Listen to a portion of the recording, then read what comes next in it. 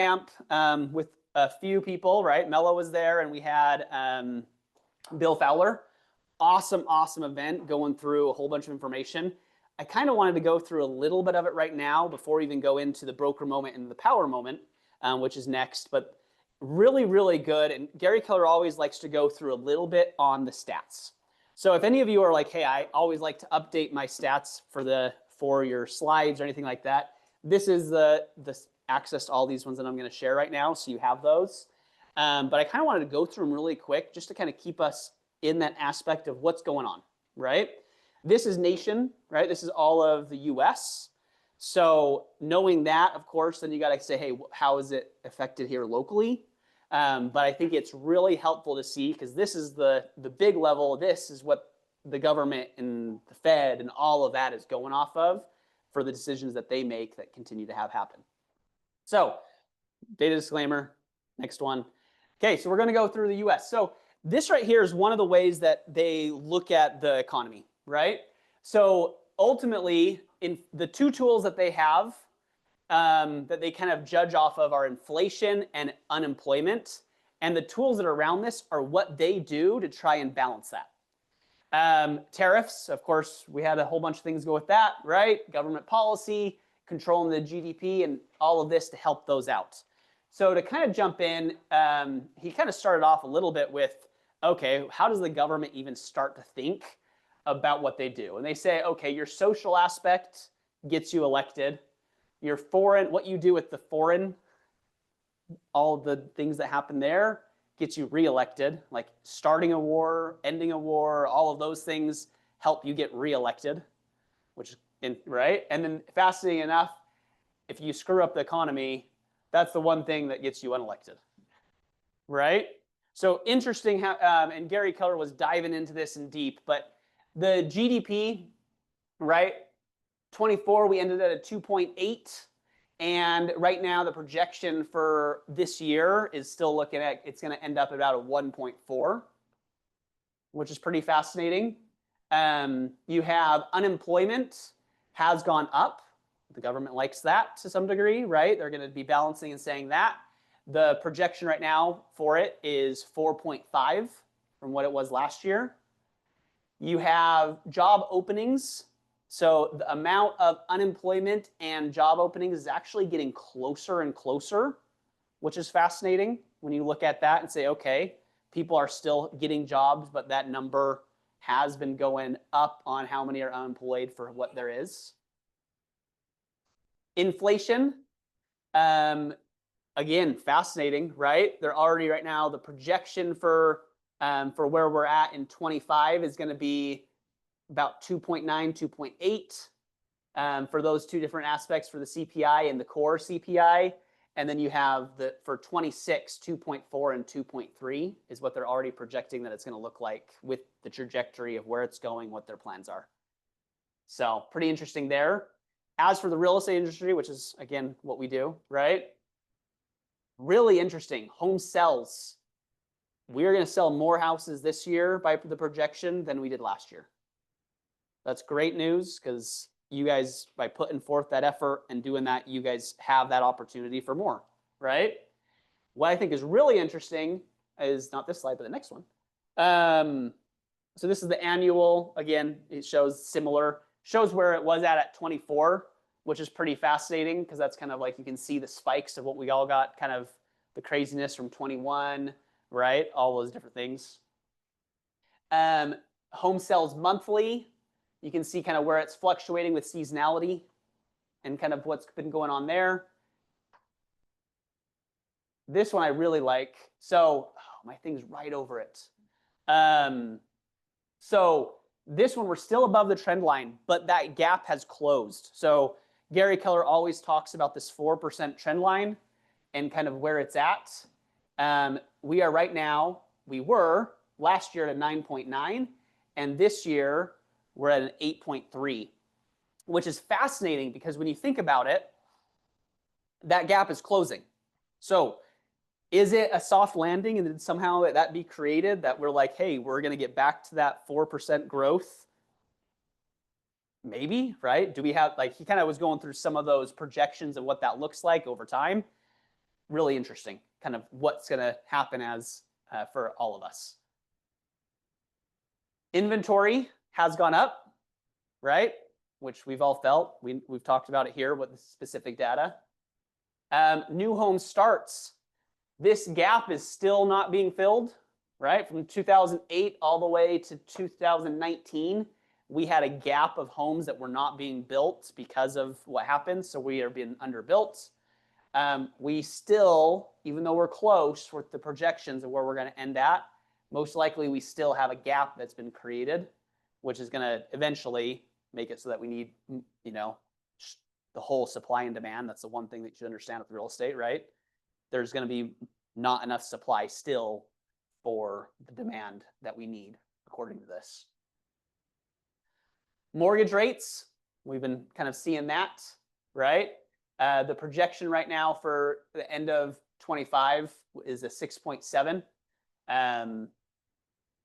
That's kind of interesting when you really look at it and dive in. Of course, Gary Keller always likes to talk about when he got into the industry and it was 18%, right? So mortgage rates monthly, how it ebbs and flows. Affordability has come back a little bit, right? We're about the same that we were in 24 and 5 and 6 kind of aspect. People can still buy houses. You guys are selling them, right? So that is still there, but it is tighter than it has been when we had low interest rates. This one I thought was really fascinating. Even though, when you look at this, even though there's not been as many sales over like the last couple of years, this year was a little bit up, the volume per agent has increased because prices have still gone up. So you look at that, and this is the graph where Gary Keller was like, no one feels bad for you guys, right? There's still more money on the table, more money to go make. Go get it. He was just like, he's like, no one in the economy feels bad for the agents because there's, interesting, right? Yeah. I mean, in reality, there's more money on the table. Like, there's more money per agent that's out there. So how are we continuing to get our share, right? Do you think it's also because there's been some attrition? Like, probably. It hasn't been as much as we would have expected, though. So there's probably a portion of that, but it's also just, this is mostly because prices still increase. So there's more that are on the market, and prices have still overall increased. I know we're, of course, playing with the game here locally that it's like not pricing too high, price drops, right? But as a whole, pretty interesting. Method, I like this one. So methods of home purchase. People are still choosing to use agents, right? Agent and brokers are 88%. And that's been basically how it's been for a long time. So keep on putting yourself in the right spots and having those conversations, right? You'd think that with all of the stuff and all the forms that we had to change and things that people would be like, I'm now doing this all on my own.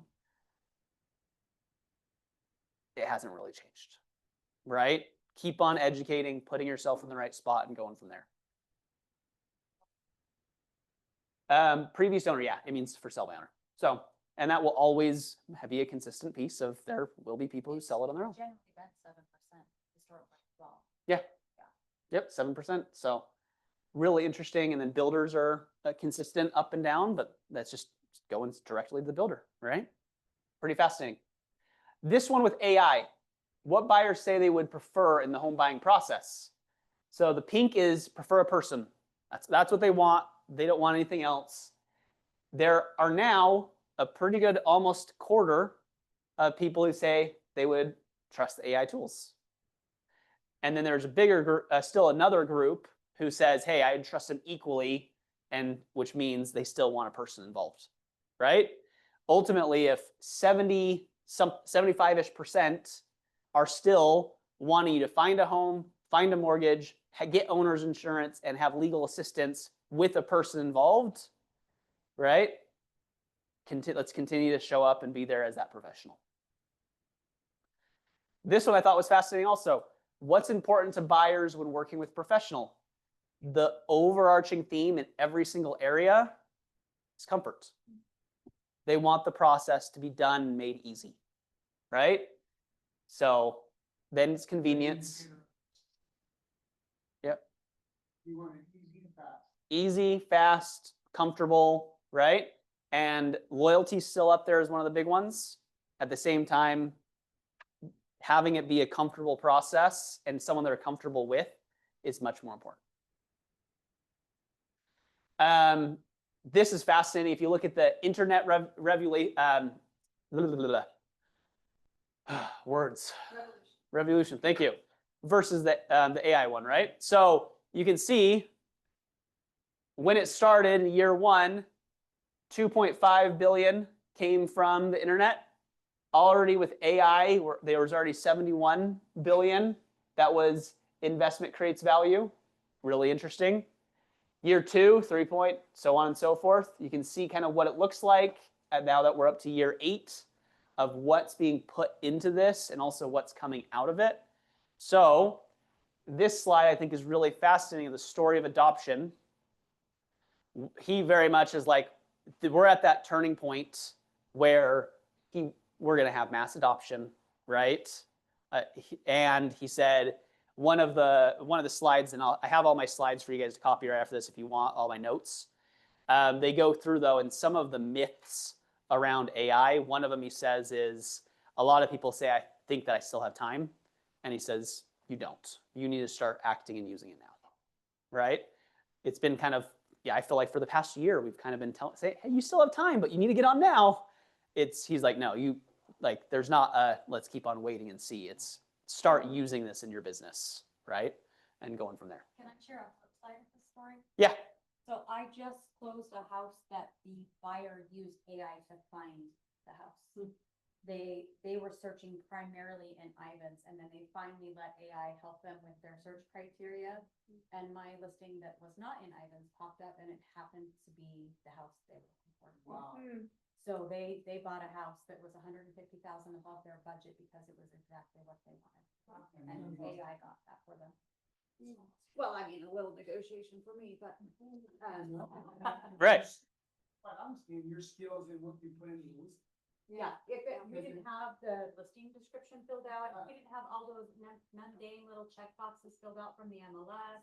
If we didn't have professional photos, AI would not have found that properly. Because AI is crazy because it will look at your photos, it will go through. There's a lot of things out there now that it's like, hey, it goes and gets nitty gritty.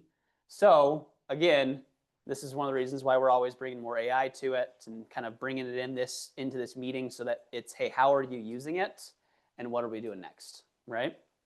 So those are my notes. I have the CEO Summit, fascinating. It didn't talk about real estate almost at all, right? The CEO Summit's very much about your life. They had a speaker about AI.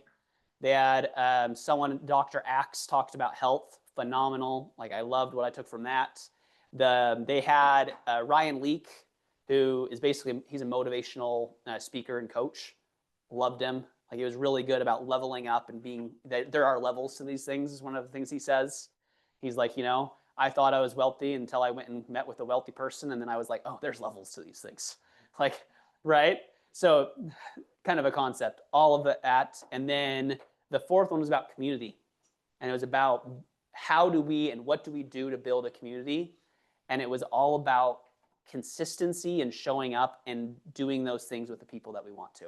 She actually bought a massive lot and invited all of her friends, and they built houses right around each other in one big spot, just because that was what was most important to her, so that they could have frequent, hey, we go in the backyard, our kids do this, we do that. And she built her whole life around her community to make it so that she had that environment she wanted. So really fascinating.